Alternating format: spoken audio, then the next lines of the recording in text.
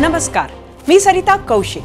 Zero our मध्ये आपलं स्वागत। आजच्या भागात महाराष्ट्राच्या राजकारणातल्या अत्यंत महत्त्वाच्या अशा दोन बातम्या आपण पाहणार आहोत। पहिली बातमी अर्थात राष्ट्रवादी काँग्रेस पक्षातील अपात्र आमदार संदर्भातील निकाल। दुसरी बातमी काँग्रेसच्या चिंतेची आणि चिंतनाची। तर बुलेटिनची सुरुवात करूयात आजच्या सर्वात मोठ्या बातमीनं। खरी राष्ट्रवादी काँग्रेस अजित पवारांचीच। जो निर्णय निवडणूक आयोगानं दिला आहे तोच निकाल विधानसभा अध्यक्ष राहुल नार्वेकरांनीही आज दिला। इतकंच नाही तर सर्वात महत्त्वाचं, दोन्ही गटांचे आमदार पात्र असल्याचा निकाल विधानसभा अध्यक्षांनी दिलाय। त्याचं झालं असं की 2 जुलै 2023 रोजी राष्ट्रवादीत फूट पडली आणि दोन्ही गटाकडून पक्षावर दावा करण्यात आला। तसंच दोन्ही गटातील आमदारांवर अपात्रतेच्या कारवाईची याचिकाही करण्यात आली। महिनाभर या याचिकांवर सुनावणी पार पडली आणि आज अखेर राष्ट्रवादी आमदार अपात्रतेचा निकाल समोर आला। नार्वेकर निकाल वाचताना म्हणाले की अजित पवारांना राष्ट्रवादीच्या एकूण 53 आमदारांपैकी 41 तर शरद पवारांना 12 आमदारांचा पाठिंबा आहे। त्यानुसार अजित पवार गटाकडे विधिमंडळ पक्षाचा पाठिंबा आहे, त्यामुळे राष्ट्रवादी काँग्रेस ही अजित पवारांचीच। महत्त्वाचे म्हणजे राष्ट्रवादीचे दोन्ही गट हे पात्र ठरले आहे, शिवसेनेसारखेच। त्यातच अध्यक्षांनी पक्षातील मतभेद म्हणजे शिस्तभंग नाही असे म्हणत मतभेद हे लोकशाहीसाठी आवश्यक असल्याची ही टिप्पणी केली आहे। आमदारांचा निर्णय हा 10व्या सूची अंतर्गत येत नसून शरद पवार गटानं आमदारांची गळचेपी करू नये असेही ते म्हणाले। हे सगळे होत असताना एक बातमी महत्त्वाची होती। सूत्रांच्या माहितीनुसार काल अजितदादा गट शरद पवारांच्या बाजूच्या एका अतिमहत्त्वाच्या आणि मोठ्या नेत्यासाठी थांबला होता आणि त्यामुळेच राज्यसभेची उमेदवारी घोषित करायला उशीर झाला। त्यात आज राज्यसभेची उमेदवारी भरायला गेलेल्या प्रफुल्ल पटेल यांनी शरद पवार गटाच्या जितेंद्र आव्हाडांची भेट होताच थेट गळाभेट घेतली। ह्या आणि अशा अनेक कारणांमुळे आजचा आपला पहिला प्रश्न तो बघायला जाऊया आपल्या पोल सेंटरला। आजचा आपला पहिला प्रश्न आहे, येणाऱ्या काळात राष्ट्रवादी काँग्रेसचे अजित दादा आणि शरद पवार असे दोन्ही गट एकत्र येतील असं वाटतं का? तुम्हाला सांगायचं होतं होय किंवा नाही?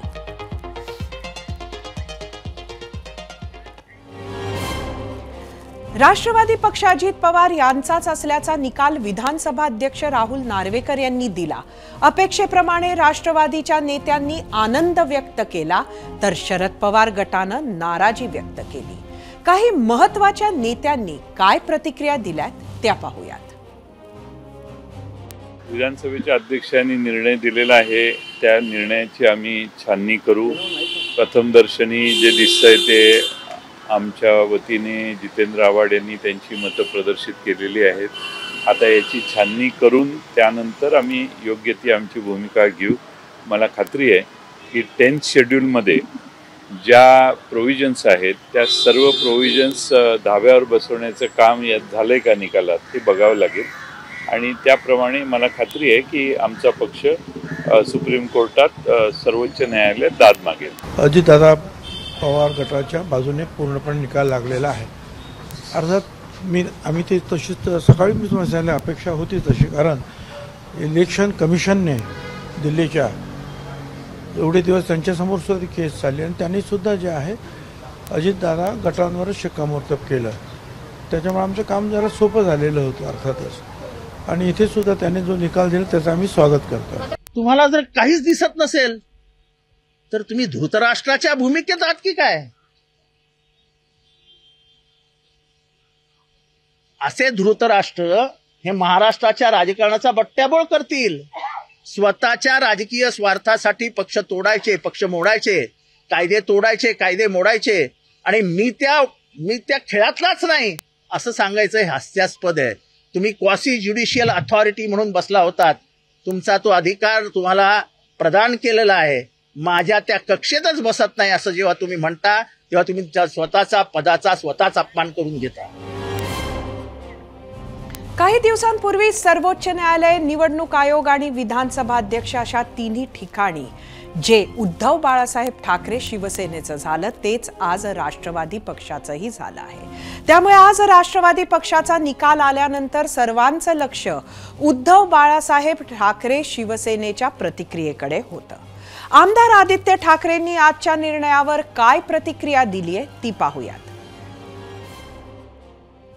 अपेक्षित निकाल होता. आपण पाहिलं असेल की जो आमच्याबद्दल जो काही घोळ झाला किंवा घोळ केला गेला तसंच इथे पण केला गेलेला आहे. अध्यक्ष खरं ट्रायब्युनल म्हणून काम करत असताना पक्षपात करू शकतात, हे धक्कादायक आहे. आणि मला वाटतं आपण आता विचार करायला पाहिजे की आपण देशातली म्हणजे एक महत्त्वाचं राज्य आहोत आणि ज्या राज्यात लोकशाही नाही तर आपण जगात तरी हे सांगितलं पाहिजे का की आता लोकशाही आपल्या देशात आहे की नाही. मला वाटतं आता नाही हे सांगायला काहीच हरकत नाही. खरं तर अध्यक्ष राहुल नार्वेकर यांच्यावरच थेट शरद पवार गटाच्या नेत्यांनी बरेच आरोप आजच्या निकालानंतर केले. मात्र या निकालानंतर विधानसभा अध्यक्षांनी नेमकी काय प्रतिक्रिया दिली ती पाहूयात. ज्या लोकांना 10th शेड्यूल बद्दल माहिती नाहीये त्यांनी फक्त असेच काहीतरी कॉमेंट्स करू शकतात, मेरिटवर तर बोलू शकत नाहीत. त्यांनी सांगावं डिसेंट आणि डिफेक्शन मधलं डिफरन्स काय असतो, डिसेंट कशाला म्हणतात, डिफेक्शन कशाला म्हणतात, इंटर पार्टी डिस्प्यूट कशाला म्हणतात आणि voluntarily giving up of party membership कशाला म्हणतात. या सगळ्या मेरिट्सवर बोलायचं नाही आणि केवळ धृतराष्ट्र किंवा काळीक फासणारा निर्णय. त्यामुळे अशा टिप्पणींवरती मी आपल्याला यापूर्वीच सांगितलंय की जितेंद्र आव्हाड जी असतील, संजय राऊत जी असतील अथवा आदित्य ठाकरे जी असतील, हे कॉन्स्टिट्युशनल एक्सपर्ट्स आहेत. ह्यांच्या एवढ्या विद्वानांच्या टिप्पणीवरती मी स्वतःला सीमित समजतो त्यांच्या एवढ्या महान व्यक्तींच्या गोष्टींवरती उत्तर देण्यासाठी. राष्ट्रवादीत फूट पडल्यानंतर जवळपास 6 महिने निवडणूक आयोगात प्रकरण चाललं आणि जवळपास 2 महिने विधानसभा अध्यक्षांच्या समोर युक्तिवाद झाला. शिवसेनेच्या फुटीनंतर जे झालं तेच राष्ट्रवादी सोबत झालंय. आता निवडणूक आयोग आणि विधानसभा अध्यक्षांनी दिलेला निकाल पाहिला तर राष्ट्रवादी काँग्रेस पक्ष अजित दादांचाच आहे यावर शिक्कामोर्तब केला आहे. त्याचा फायदा आगामी लोकसभा आणि विधानसभा निवडणुकीत अजित पवार आणि महायुतीला होईल. गेल्या 2 महिन्यात नेमकं काय घडलं ते पाहूयात. मी अजित अनंतराव पवार गांभीर्यपूर्वक दृढकथन करतो की मी महाराष्ट्र राज्याचा उपमुख्यमंत्री म्हणून माझी कामे निष्ठापूर्वक व शुद्ध बुद्धीने पार पाडीन. गेल्या वर्षी 2 जुलैला अजित पवारांसह 9 नेत्यांनी सरकारमध्ये सामील होत मंत्रिपदाची शपथ घेतली. राष्ट्रवादी पक्षात फूट पडली.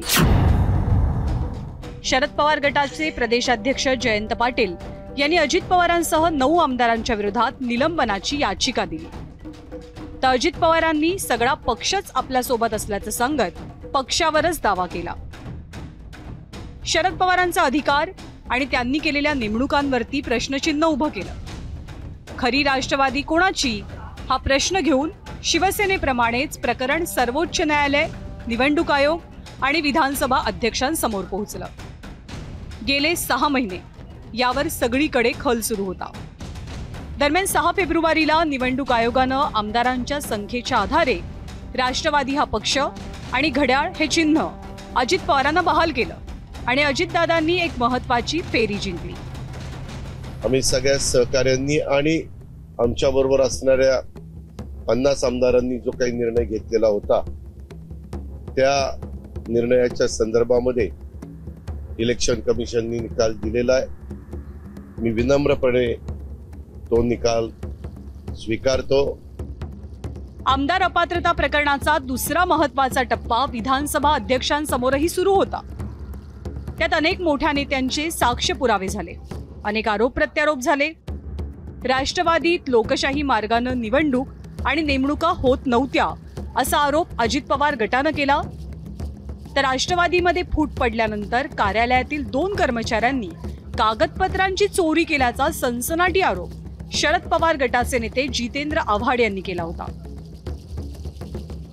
शिवसेनेतली फूट आणि राष्ट्रवादीतली फूट या दोनही प्रकरणात अनेक समान दुवे आहेत.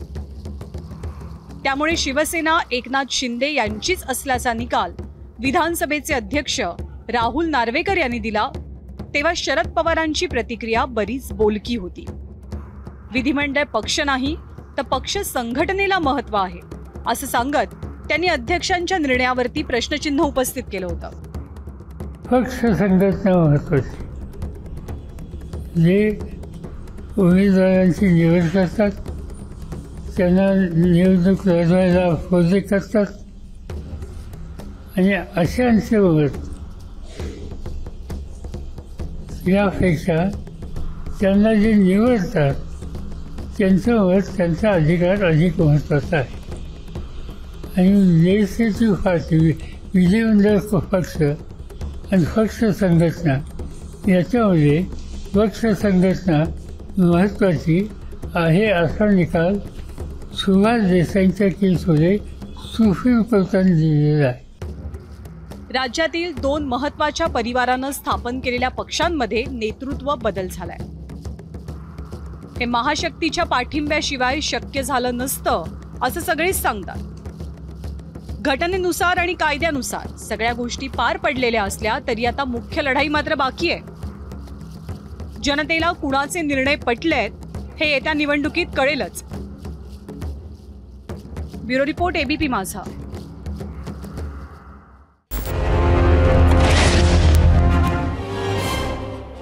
ही सुनावणी पूर्ण झाली आणि त्यावर आज नार्वेकरांनी निकालही दिला. याच निकालावर चर्चा करायची आहेच, मात्र त्याआधी आपण पाहूयात तुम्ही दिलेल्या प्रतिक्रिया आणि त्यासाठी जाऊयात आपल्या मीडिया सेंटरला. आजचा आपला प्रश्न परत एकदा सांगते. येणाऱ्या काळात राष्ट्रवादी काँग्रेसचे अजित दादा आणि शरद पवार असे दोन्ही गट एकत्र येतील असं वाटतं का? सोशल मीडियावर एक्सवर प्रतिक्रिया आहे समीक्षा देवतळे यांची. नाही, पण एकत्र आले तरी फार काही आश्चर्य नक्कीच होणार नाही. राजनीती अजून किती नीच पातळी गाठते काही सांगता येणार नाही. एक्सवरून ज्ञानेश्वर कदम नाही, कारण दादा जे बोलतात ते करतातच. जेव्हा अजितदादा ठरवतील तेव्हाच होईल. युट्यूबवरून प्रवीण नारकर, दोन्ही गट संपतील किंवा अन्य पक्षात विलीन होतील. युट्यूबवरून उत्तरेश्वर दिसले, राजकारणात काहीही होऊ शकतं. राजकारणाच्या विचाराची पातळी घसरली आहे. फेसबुकवरून जयवंत खुटरे, एकत्र येण्याचा प्रश्नच नाही, ते एकत्रच आहेत. फेसबुकवरून रमेश कदम, भाजपमध्ये जाऊन आपापली जागा निश्चित करत आहेत. भाजप लाटेत पराभव होऊ नये म्हणून हे फुटलेत, पण निवडून आल्यावर नक्की एकत्र येतील. इंस्टाग्रामवरून शरद सोळंके, नक्कीच येतील. सद्यस्थितीला जे चालू आहे ते राजकीय नाट्य आहे. हे सर्व शेराशेर ठकास महाठक आहेत. इंस्टाग्रामवरून सुमित गायकवाड, दोन्ही गटाचं काही माहिती नाही, पण जनतेनं आता शहाणं व्हावं.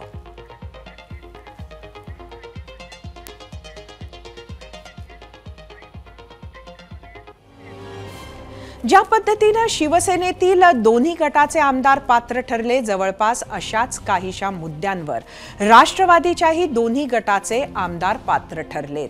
पण राष्ट्रवादीच्या निकाला आधीपासूनच अनेक चर्चा सुरू झाल्यात. त्याविषयी चर्चा करण्यासाठी अजित पवार गटाचे प्रवक्ते उमेश पाटील आपल्या बरोबर आहेत आणि अगदी थोड्या वेळात शरद पवार गटाकडून विद्या चव्हाणही आपल्या सोबत जोडल्या जाणार आहेत. त्यांच्याशी चर्चा करण्यासाठी आपण जाऊया आपल्या गेस्ट सेंटरला. उमेशजी, आपलं स्वागत आहे एबीपी माझाच्या 0 आवर मध्ये. खरं तर राष्ट्रवादी काँग्रेस शरदचंद्र पवार कोर्टात जाणार आहे, काय म्हणाल?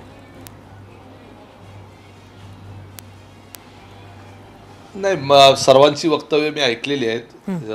लोकशाहीमध्ये आपल्याला एखादा निकाल मान्य नसेल तर त्याची दाद मागण्याची जिथं कुठं व्यवस्था असेल त्या ठिकाणी ते जाऊ शकतात. निश्चितपणे त्यांचा तो अधिकार आहे. त्या संदर्भामध्ये ते जर कोर्टात जाणार असतील तर त्या ठिकाणी देखील आम्ही ज्या पद्धतीनं आता राहुल नार्वेकर साहेबांच्या कोर्टामध्ये ज्या पद्धतीनं आमच्या वकिलांनी आमची बाजू मांडली, निवडणूक आयोगाच्या समोर जशी बाजू मांडली तशी आम्ही कोर्टात देखील मांडू. आम्हाला विश्वास आहे की त्या ठिकाणी ते गेले तरी सुद्धा तिथंही विजय जो आहे तो आमचाच होईल आणि निकाल तिथला आमच्यासारखाच लागेल. खरं तर आजच्या निकालासाठी मी आपलं अभिनंदन करते. नक्कीच यामुळे आपला उत्साह वाढला असेल, पक्षाचा उत्साह वाढला असेल. पण येणाऱ्या निवडणुकीत या निकालाचा काय परिणाम होईल? एक लक्षात घ्या की परसेप्शन बॅटल जे आहे त्यामध्ये काही प्रमाणामध्ये अशा पद्धतीची मांडणी करण्याचा प्रयत्न केला जातो. तो शिवसेनेच्या बाबतीतही होतो, तो आमच्या बाबतीतही होतो की तो पक्ष पळवला वगैरे अशा पद्धतीच्या भावनिक पद्धतीच्या स्टेटमेंट करून त्या ठिकाणी वक्तव्य केली जातात. त्यामुळं कधी कधी लोकांच्या मनामध्ये संभ्रम निर्माण करण्याचा प्रयत्न केला जातो. पण एक गोष्ट लक्षात घेतली पाहिजे की कुठलाही राजकीय पक्ष ही एक लोकतांत्रिक व्यवस्था आहे. राजकीय पक्ष ही खाजगी प्रॉपर्टी नाही आहे. राजकीय पक्षाची नोंदणी जी आहे ती निवडणूक आयोगाकडे करावी लागते आणि ती नोंदणी होत असताना निवडणूक आयोगाचे नियम जे आहेत ते त्या राजकीय पक्षाला लागू होतात. पक्षांतर्गत निवडणुका आणि त्या ठिकाणी ह्या सगळ्या प्रक्रिया ज्या आहेत त्या घटनात्मक तरतुदीनुसार निवडणूक आयोगाच्या नियमानुसार त्या व्हाव्या लागतात. आणि त्यामध्ये ज्या वेळेला एखाद्या राजकीय पक्षामध्ये पक्षांतर्गत बहुमत तयार होतं आणि सगळ्याची एक भूमिका तयार होते, जर संपूर्ण 100% पक्षाचं ज्या वेळेला एकमत होत नाही आणि त्या ठिकाणी ज्या वेळेला बहुसंख्याक लोकांचं एक मत तयार होतं त्यावेळेला लोकशाहीमध्ये ते मूल्य स्वीकारलं पाहिजे, बहुमताचा आदर केला पाहिजे आणि त्या बहुमताचा आदर ठेवून जे काही निर्णय झाले ते देखील स्वीकारले पाहिजे. उमेशजी, आज आपण असं म्हणत आहात आणि हेच कुठेतरी आज अध्यक्षांनी सुद्धा आपला निकाल देत असताना म्हटलेला आहे, गळचेपी करण्याचा प्रयत्न करू नये असा सल्लाच त्यांनी कुठेतरी शरद पवारांना आज दिला. मात्र असं होत असताना एक महत्त्वाचा प्रश्न जो त्यांच्याच वक्तव्यांवरून समोर आला तो हा आहे की राष्ट्रवादी काँग्रेसकडे कॉन्स्टिट्यूशन होतं, व्यवस्थित कॉन्स्टिट्यूशन हे सबमिट केलेलं सुद्धा होतं. शिवसेनेच्या बाबतीत तसं नव्हतं. पण दोन्हीही गटानं कॉन्स्टिट्यूशन पाळलं नाही. तर असं का झालं राष्ट्रवादीत? हे पहा, कॉन्स्टिट्यूशन राष्ट्रवादीमध्ये एक कॉन्स्टिट्यूशन हे जे आहे ते पाळलं जाणं हे आवश्यक आहे. आपल्याला त्यामध्ये ज्या पद्धतीच्या कॉन्स्टिट्यूशनचा मध्ये काही त्रुटी, कॉन्स्टिट्यूशननुसार जे काही निर्णय व्हायला पाहिजे होते त्याच्यामध्ये जे काही गोष्टी त्रुटी आहेत त्या त्रुटी निकालामध्ये आपल्याला त्या ठिकाणी आपल्या समोर आल्यात. अजून माझ्याकडूनही सगळा संपूर्ण निकाल वाचून झालेला नाही आहे, परंतु जे काही माहिती आमच्याकडे त्या संदर्भातली आलेली आहे त्याच्या अनुषंगाने एक गोष्ट लक्षात येते की शेवटी बहुमताला महत्व आहे आणि विधिमंडळ पक्षाचं बहुमत आणि राजकीय पक्षातलं बहुमत हे दोन्ही बहुमत आमच्याकडे आहे. जे सांगितलं जातं ना की सातत्यानं की विधिमंडळ पक्षाच्या बहुमतालाच फक्त प्राधान्य दिलं गेलं, निश्चितपणे त्याला महत्व आहे. कारण एखादा आमदार लोकप्रतिनिधी निवडून येतो त्यावेळेला त्या मतदारसंघाचे मतदार हे 3 ते 3.5 लाख मतदार असतात. तेवढ्या लाख मतदारांचं आणि लोकसंख्येचा विचार केला तर जवळपास 5 ते 6 लाख लोकसंख्येचं प्रतिनिधित्व हा तो आमदार करत असतो. असे सगळे जे आमदार आहेत हे रिप्रेझेंटेटिव्ह म्हणून समोर आहेत ना. बरोबर, पण पक्ष संघटना ही एक वेगळी बाब आहे असं म्हटलं जातं. उमेशजी, मी आपल्याला 1 मिनिट थांबवते. विद्या चव्हाण आपल्याला जॉईन झाल्या आहेत. विद्याताई, आपलं स्वागत आहे एबीपी माझाच्या 0 आवरमध्ये. खरं तर आजचा निकाल आलेला आहे, अध्यक्षांनी निकाल दिलेला आहे आणि आपण कोर्टात जाणार आहात. परत एकदा आपल्याला असंच वाटतंय का की कुठेतरी विधिमंडळ पक्ष जो आहे त्याला जास्त महत्त्व दिल्या गेलं आणि संघटनेला नाही? हे बघा, संघटनेतूनच नेतृत्व तयार होत असतं, संघटनेतूनच नगरसेवक, आमदार, खासदार तयार होत असतात, संघटनेतूनच कार्यकर्त्यांना तिकीटं दिली जातात आणि त्या पक्षाच्या तिकिटावरतीच तो उमेदवार निवडून येत असतो. हे अगदी इतकं साधं गणित आहे ते. पण तेच जर नाकारलं जाणार असेल तर तो अन्यायच म्हणायला लागेल. आणि जे आता उमेश पाटील जी सांगतायत सारखं 3.5 लाख लोकसंख्येतनं निवडून येलेला लोकप्रतिनिधी, तो लोकप्रतिनिधी लोकांनी राष्ट्रवादी काँग्रेसचे आदरणीय नेते शरद पवार साहेब यांच्याकडे बघूनच दिलेले होते मतं. तुम्हाला दिलेली नाही आहेत ती मतं. ती पवार साहेबांना राष्ट्रवादी काँग्रेस पक्ष या घड्याळ चिन्हाला आणि शरद पवारांच्या नावावरती ही मतं मिळालेली आहेत. उद्या तुम्ही निवडणुकांमध्ये गेल्यावर तुम्हाला आता तुमच्याकडे भलेही घड्याळ तुम्ही चोरलेलं असेल आणि तो सिंबल तुम्हाला मिळालेला असेल, पण मतं लोकांची मिळणार नाही. मतं तुम्हाला मिळणार नाही उमेशजी असं विद्याताई म्हणतात. काय म्हणाल? चीड आहे लोकांमध्ये.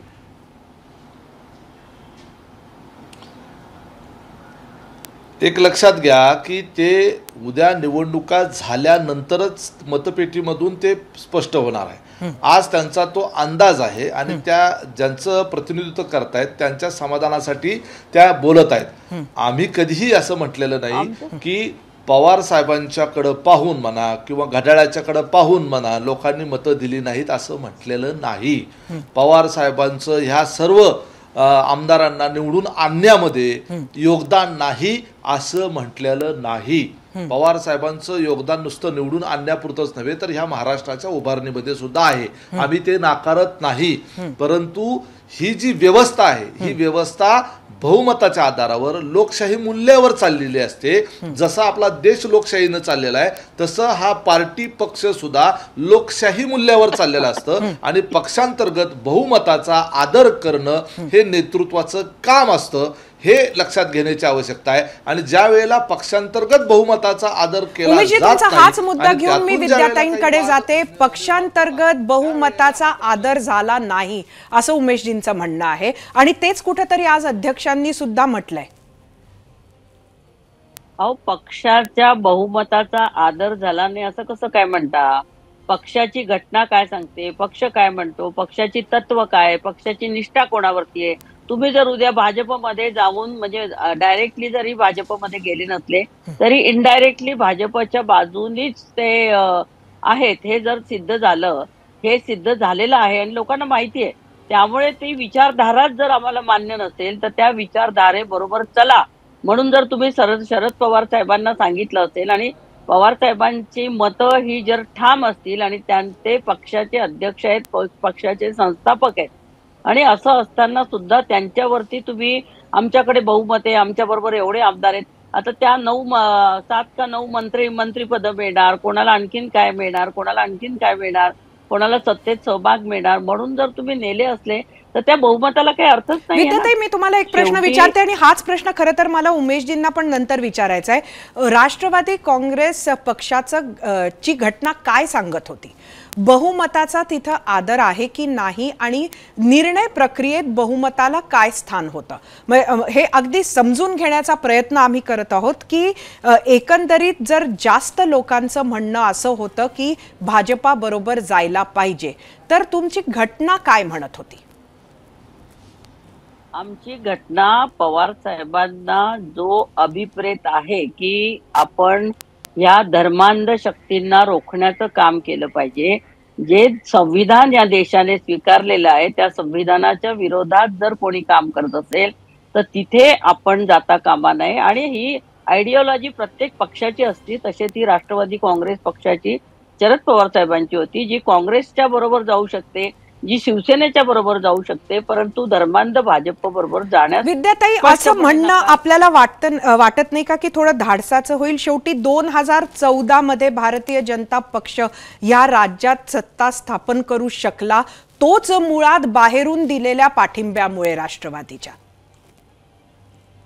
तेव्हाची राजकीय परिस्थिती तशी होती, बहुमत भाजपकडे होतं आणि पुन्हा पुन्हा लोकांवरती निवडणुका लादायच्या नाही आणि बहुमताचा मान राखण्यासाठी बाहेरून पाठिंबा देऊन भाजपला बाहेरून पाठिंबा देण्यात आलं होतं की तुम्हाला लोकांनी मत निवडून दिलंय, तुम्ही सत्तेत बसा, तुम्ही राजकारण करून दाखवा आणि तुम्ही लोकांसाठी कामं करून दाखवा. परंतु 2 वर्षामध्येच लक्षात आलं की हे काही होण्यासारखं नाहीये, कारण तेव्हा त्यांनी 2.5 वर्ष शिवसेनेचा मुख्यमंत्री असेल आणि 2.5 वर्ष भाजपचा मुख्यमंत्री असेल. उमेशजींकडे जाते. उमेशजी, विद्याताईंच्या एकंदरीत उत्तरावरून असं वाटतंय की राष्ट्रवादीची घटना आम्ही ते समजून घेण्याचा प्रयत्न करतोय. राष्ट्रवादीची घटना म्हणजे शरद पवारांना जे अभिप्रेत होतं ते नक्की असंच होतं की काही वेगळं आहे घटनेत?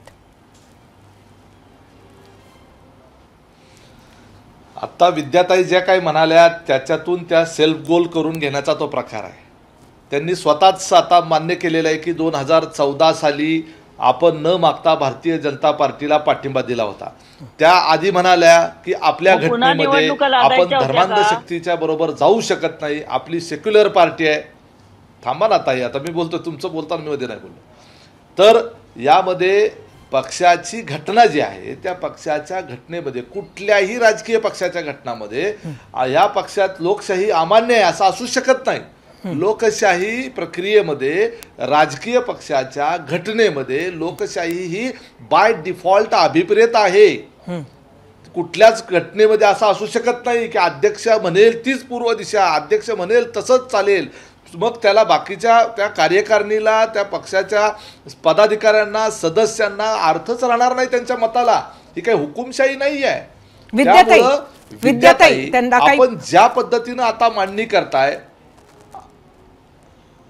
आपण ज्या पद्धतीनं मांडणी करताय की धर्मांध शक्तीचा जो उल्लेख केला, मला फक्त एकच मिनिटं द्या, एकच मिनिटं विद्याताई, तुम्ही बोला विद्याताई 2 मिनिटं. मला एक सांगा, धर्मांध शक्तीला आपल्या बरोबर जायचं नाही, मग शिवसेना जे अभिमानानं सांगते की बाबरी मशीद ही आम्हीच पाडली, स्वतःवर पेटंट त्यांनी करून घेतलेला आहे की बाबरी मशीद आम्ही पाडली, खायला नाही पीठ त्याला कशाला पाहिजे विद्यापीठ, अशा पद्धतीचं अत्यंत प्रक्षोभक असं हीन पद्धतीचं जातीय वक्तव्य करणारे बाळासाहेब ठाकरे, त्यांच्या पक्षाबरोबर आम्ही जाऊ शकतो आणि त्यांच्या पक्षाचा मुख्यमंत्री पाठिंबा देऊन बनवू शकतो.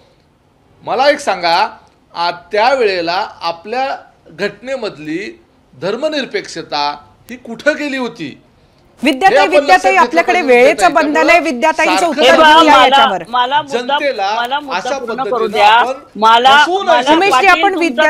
कळलं. उमेशजी तुम्ही उगाच त्या बाबरी मस्जिद पर्यंत जाऊ नका. तुम्हाला मला एवढंच सांगायचंय की शरद पवार साहेबांच्या राष्ट्रवादी काँग्रेसमध्ये कायम लोकशाही आहे, होती आणि राहील हे तुम्हालाही चांगलं माहितीये.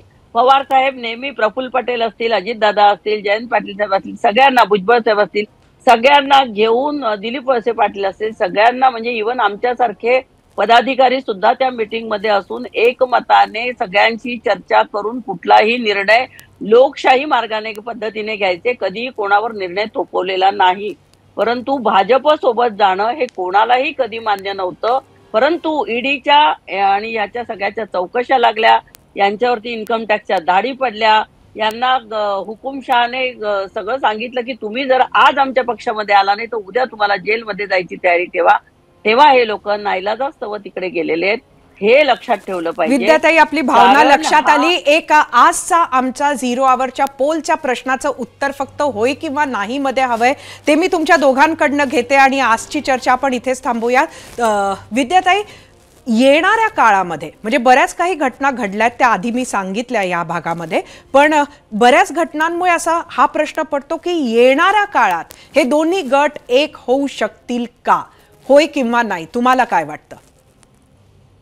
नाही. उमेशजी?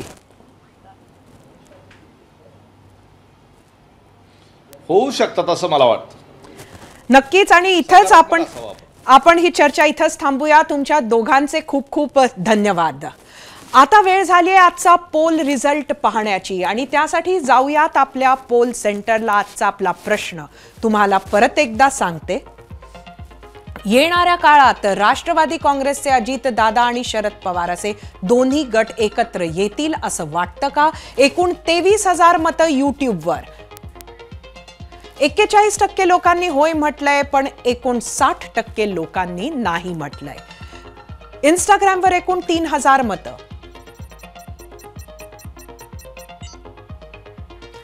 64% लोकांनी होय म्हटलंय, 36% लोकांनी नाही. फेसबुकवर 1,000 मतं.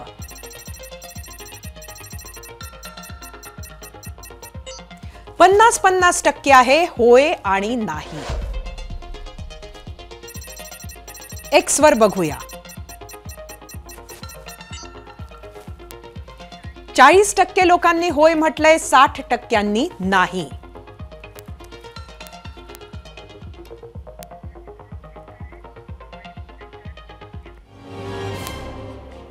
राष्ट्रवादी पक्ष कोणाचा हा प्रश्न सोडवताना पक्षाची घटना आणि पक्षांतर्गत केलेल्या नेमणुका हा महत्त्वाचा मुद्दा होताच, पण जास्त महत्त्वाचा होता तो म्हणजे विधिमंडळ सदस्यांचा पाठिंबा कोणत्या गटाला आहे।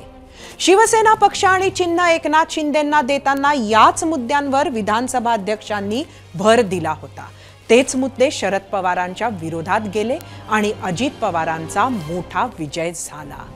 2019च्या विधानसभेत जनतेनं राज्यात देवेंद्र फडणवीसांच्या नेतृत्वाखालील भाजप शिवसेना युतीला स्पष्ट बहुमत दिलं होतं।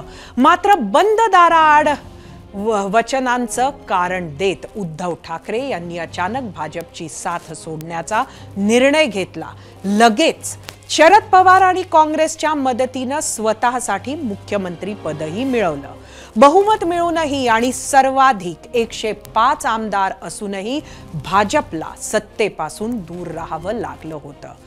ज्या दोन नेत्यांमुळे ही वेळ आली त्या उद्धव ठाकरे आणि शरद पवार यांची सगळी मदार आणि इथून पुढची वाटचाल जनतेकडून सहानुभूती मिळवण्यावर असेल। संजय राऊत, जितेंद्र आव्हाड सारख्या नेत्यांकडून ते प्रयत्न सुद्धा सुरू झाले आहेत। महाराष्ट्रातील मतदार त्याला प्रतिसाद देतात का की महाराष्ट्राच्या विकासाची भाषा करणाऱ्या कामाची तडफ आहे असं सांगणाऱ्या एकनाथ शिंदे, देवेंद्र फडणवीस आणि अजित पवार या तीन नेत्यांच्या कार्यशैलीवर खरंच ते म्हणतात त्यावर विश्वास टाकतात का याकडे आपलं लक्ष असेल। महाराष्ट्राच्या राजकारणाचे आज एक महत्त्वाचे केंद्रस्थान मुंबई होते। राज्यसभेच्या 6 जागांसाठी अर्ज इथेच भरल्या गेले, तर काँग्रेससाठी अत्यंत महत्त्वाची अशी बैठकही इथेच पार पडली। सुरुवात करूयात काँग्रेसच्याच बातमीनं। अशोक चव्हाण यांनी काँग्रेस सोडली। 24 तासांमध्ये भाजपकडून राज्यसभेसाठी अर्जही दाखल केला आणि त्याच धक्क्यातून सावरण्यासाठी महाराष्ट्र काँग्रेसनं 2 वेळा बैठकांचं आयोजन केलं। मात्र काँग्रेससाठी चिंतेची घंटा। या बैठकांनाही गैरहजेरीचं ग्रहण लागल्याचं दिसतंय।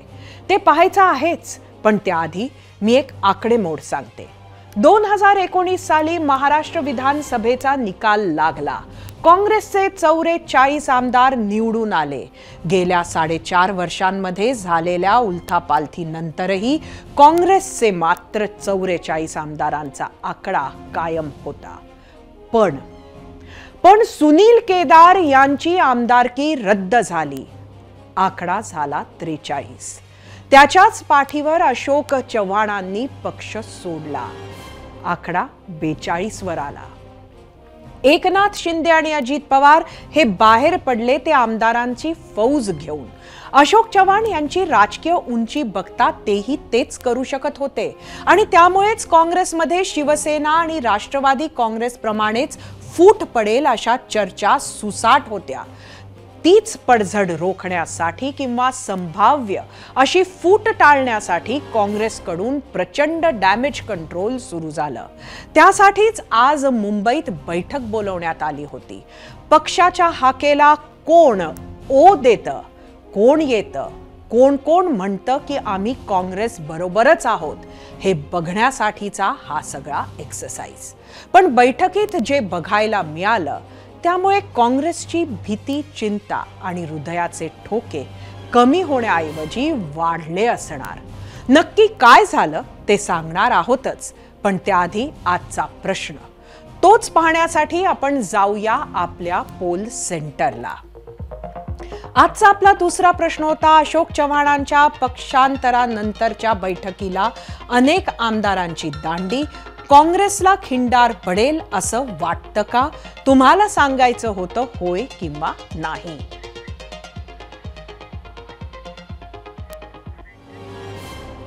आता पुन्हा येऊया मुंबईत पार पडलेल्या काँग्रेसच्या बैठकीकडे, जिथे राज्यभरातील आमदारांना बोलवण्यात आले होते।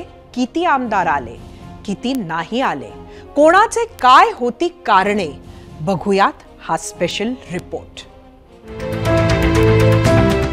बैठकांचं सत्र, आमदारांची जुळवाजुळव, आश्वासक वक्तव्य आणि बंडखोरीची टांगती तलवार ही स्थिती आहे महाराष्ट्र काँग्रेसची।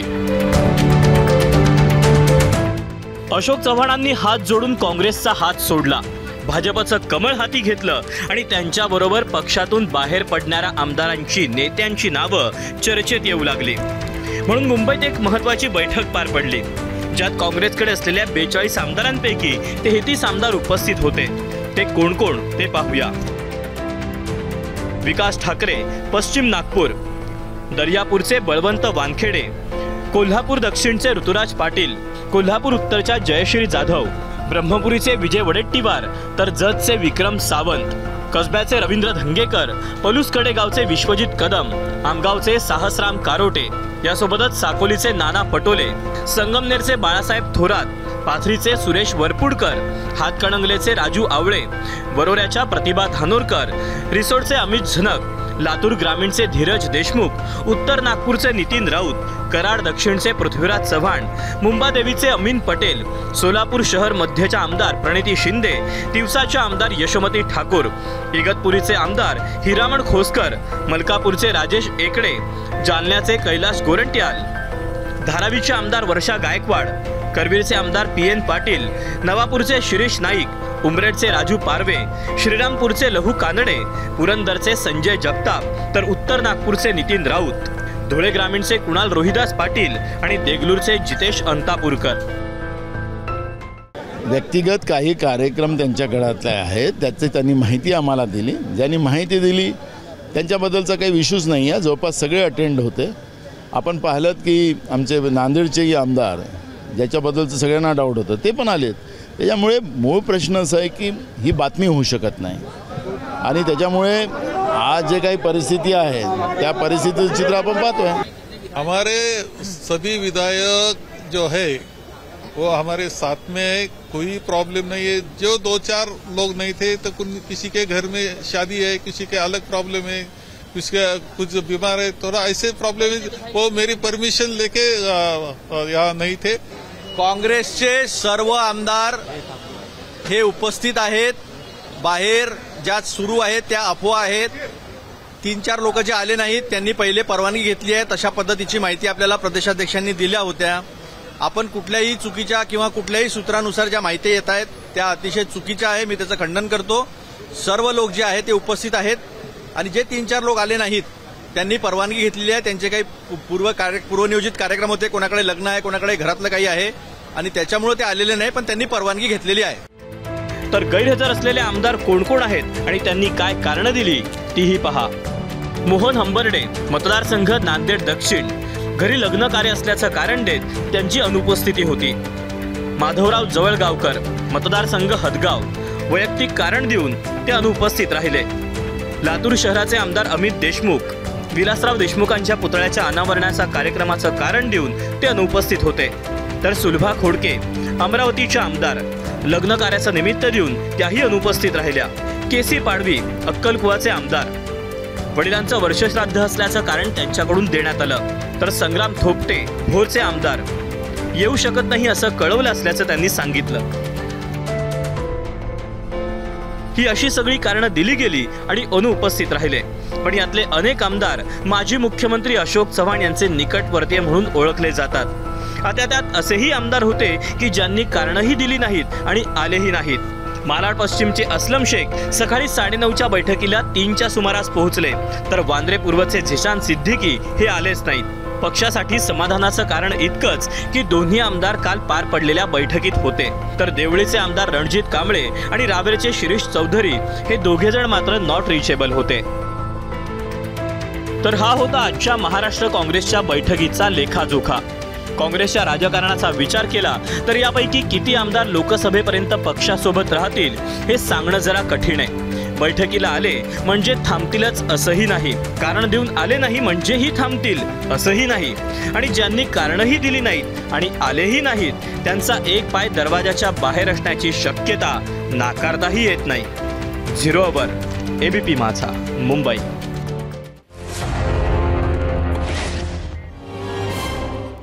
काँग्रेसनं बरंच डॅमेज कंट्रोल हाती घेतलंय. मोठं खिंडार पडण्याआधीच लोणावळ्यात उद्या आणि परवा चिंतन शिबिराचं आयोजन केलंय. त्यात व्हिडिओच्या माध्यमातून राहुल गांधी मार्गदर्शन करणार आहेत. शिबिर सुरू होण्याआधीच मात्र नाराजी नाट्य पाहायला मिळतंय. कारण काँग्रेसच्या चिंतन शिबिरात पक्षाच्या प्रदेश सचिवांनाच नो एंट्री आहे. काँग्रेसच्या चिंतन शिबिरासाठी राज्यभरातील 300 पेक्षा जास्त महत्त्वाचे नेते आणि पदाधिकारी यांना बोलवण्यात आले आहे. मात्र त्यात पक्षाच्या सचिवांनाच निमंत्रित करण्यात आलेले नाही. त्यामुळे सर्व प्रदेश सचिवांनी या संदर्भात तीव्र नाराजी व्यक्त केली आहे. काँग्रेस प्रदेश सचिव संदेश सिंघलकर यांनी आपली नाराजी व्यक्त कशी केली आहे ती पाहूया. दिनांक 16 आणि 17 तारखेला लोणावळ्यामध्ये महाराष्ट्र प्रदेश काँग्रेस कमिटीचं चिंतन शिबिर होत आहे. या शिबिरामध्ये महाराष्ट्र प्रदेश काँग्रेस कमिटीच्या एकाही सचिवाला आमंत्रित केलं गेलेलं नाही आहे. बरं, ही पहिली वेळ नाही आहे, ही दुसरी वेळ आहे. मला वाटतं या शिबिराला जर बोलवलं नाही आहे अतिशय दुर्दैवी आहे. आम्ही याची निश्चितच वरिष्ठांकडे तक्रार करू. आता आजची आणखी एक महत्त्वाची बातमी. राज्यसभेच्या निवडणुकांसाठी अर्ज भरण्याचा शेवटचा दिवस होता. महायुतीकडून भाजपचे अशोक चव्हाण, मेधा कुलकर्णी आणि डॉक्टर अजित गोपछडे, शिवसेनेचे मिलिंद देवरा आणि राष्ट्रवादी काँग्रेसकडून प्रफुल्ल पटेल यांनी अर्ज दाखल केले. यावेळी महायुतीनं शक्ती प्रदर्शन करत एकजूट असल्याचा संदेशही पोहोचवण्याचा प्रयत्न करत अगदी मुख्यमंत्री एकनाथ शिंदे, उपमुख्यमंत्री देवेंद्र फडणवीस आणि अजित दादा हे सगळे यावेळी उपस्थित होते, तिथे दाखल झाले. तर काँग्रेसच्या चंद्रकांत हंडोरेंनीही आज अर्ज दाखल केला. त्याही वेळी मवियाचे अनेक नेते उपस्थित होते. या सगळ्यात अचानक एक एंट्री झाली एका अपक्ष उमेदवाराची. पुण्यातील समाजसेवक आणि पत्रकार विश्वास जगताप यांनी पण भरला उमेदवारी अर्ज. या सगळ्या घडामोडी घडत असताना राष्ट्रवादी काँग्रेसकडून राज्यसभेचे अर्ज भरलेले उमेदवार प्रफुल्ल पटेल यांनी एक दावा केला आणि महाराष्ट्राच्या राजकारणात नवा ट्विस्ट येणार की काय अशी चर्चा रंगली. काय म्हणालेत प्रफुल्ल पटेल ऐकूयात. सूचनेप्रमाणे आज मी माझा अर्ज भरलेला आहे राज्यसभेसाठी आणि या राज्यसभेवर यापूर्वी पण मी होतो. माझी आता टर्म चालू असताना मी परत फॉर्म भरला आहे. त्याच्याविषयी लोक तर्क लावत आहे. मला एवढंच म्हणायचं आहे की काही गोष्ट गुलदस्त्यातच राहू द्या. आम्ही पण राजकीय जीवनामध्ये काम करत असताना आम्हालाही काही ना काही घडामोडी करावंच लागते आणि बघू आता आमच्याकडेही खूप सारे लोक इच्छुक आजूबाजूला नजर येत आहे आणि त्यामुळे येणारा काळ तुम्हाला हे स्पष्ट करून देईल की आम्ही आज फॉर्म का भरलेला आहे. तुर्तास वेळ झाली आहे आपल्या दुसऱ्या प्रश्नावरच्या प्रतिक्रिया पाहण्याची आणि त्यासाठी जाऊया आपल्या मीडिया सेंटरला. आजचा आपला प्रश्न परत एकदा सांगते. अशोक चव्हाणांच्या पक्षांतरानंतरच्या बैठकीला अनेक आमदारांची दांडी. काँग्रेसला खिंडार पडेल असं वाटतं का? सोशल मीडियावर बघूया काय आल्यात प्रतिक्रिया. एक्सवरून गोपाळ दंडगव्हाळे, आगे आगे देखो होता है क्या? फडणवीसांच्या या विधानाची प्रचिती आजच्या अनुपस्थितीवरून येते. यूट्यूबवरून अधिक सांगळे, खिंडार पडायलाच पाहिजे कारण नवीन चेहऱ्यांना संधी मिळेल. यूट्यूबवरून नुरवी, काँग्रेस हा न संपणारा विचार आहे, न आटणारा झरा आहे. काँग्रेसला संपवणारा स्वतः संपेल पण काँग्रेस संपणार नाही. फेसबुकवरून प्रसाद खाडे, सर्वांना ईडीच्या भीतीनं ग्रासला आहे, सहन होत आणि सांगताही येत नाही अशी बिचाऱ्यांची अवस्था आहे. फेसबुकवरून प्रफुल्ल मोरे, जाऊ द्या, राजकीय मक्तेदारी मोडून नवीन तरुणांना आमदार बनता येईल. इंस्टाग्रामवरून उज्ज्वल कुमार म्हस्के भाजपात असेच इनकमिंग होत राहिल्यास भाजप हा बाहेरून आलेल्यांचा पक्ष होऊन जाईल. इंस्टाग्रामवरून दिनेश काळे काँग्रेसचा काळ गेला, भाजपचा विजयी दौर सुरू झाला आहे. फेसबुकवरून जब्बार शेख 10 पेक्षा जास्त आमदारांची अनुपस्थिती, याचा अर्थ स्पष्ट आहे.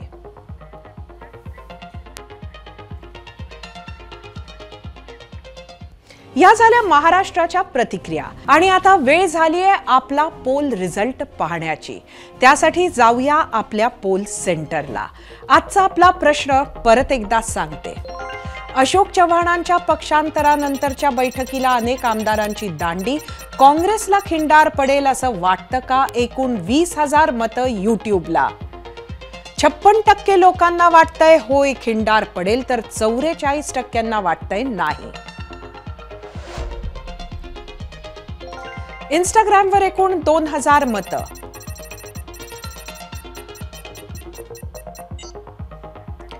%70% लोकांना होय वाटतंय, 23% नाही.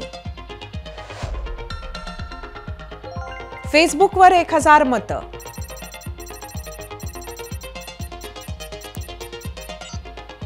%50 होय आणि नाही. एक्सवर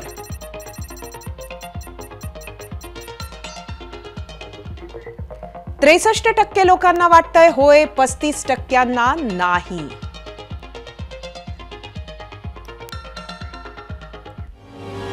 महाराष्ट्र काँग्रेसमधील काही नेते भाजप सोबत जाणार अशी चर्चा गेली 2-3 वर्ष सुरू होती. खासगीत या सर्व नेत्यांची नावं सुद्धा चर्चिली जायची. फक्त कधी जाणार हा प्रश्न उरला होता. अशोक चव्हाण यांच्या निमित्तानं ती सुरुवात झाली आहे असं अनेक जण मानतात. परवापर्यंत इंडी आघाडीत चर्चा करणारे महाराष्ट्रातील जागा वाटपबाबत निर्णय घेण्याचे त्यांना अधिकार होते.